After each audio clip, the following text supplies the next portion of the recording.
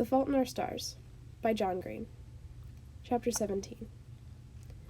One morning, a month after returning home from Amsterdam, I drove over to his house. His parents told me he was sleeping downstairs, so I knocked loudly on the basement door before entering, then asked, "Gus?" I found him mumbling in a language of his own creation. He'd peed the bed. It was awful.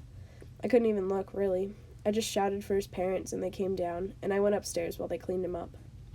When I came back down, he was slowly waking up out of the narcotics to the excruciating day. I arranged his pillows so we could play counterinsurgents on the bare sheetless mattress, but he was so tired and out of it that he sucked almost as bad as I did, and we couldn't go 5 minutes without both getting dead. Not fancy heroic deaths either, just careless ones. I didn't really say anything to him.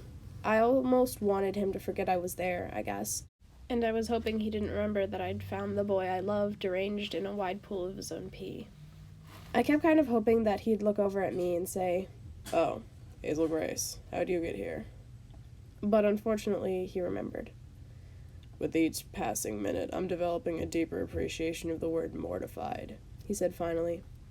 "I've peed the bed, Gus. Believe me, it's no big deal." "You used," he said, and then took a sharp breath, "to call me Augustus. You know," he said after a while, "it's kids' stuff, but I always thought my obituary would be in all the newspapers, that I'd have a story worth telling. I always had this secret suspicion that I was special." "You are," I said. "You know what I mean, though," he said. I did know what he meant. I just didn't agree. "I don't care if the New York Times writes an obituary for me. I just want you to write one," I told him.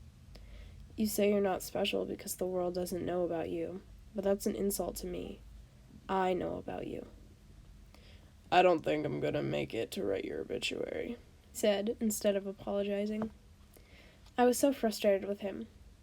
"I just want to be enough for you, but I never can be.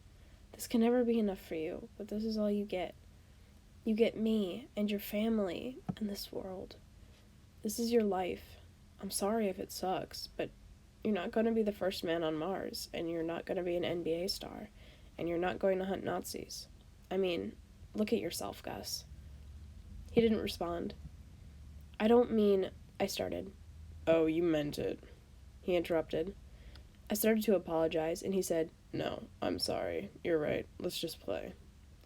So we just played.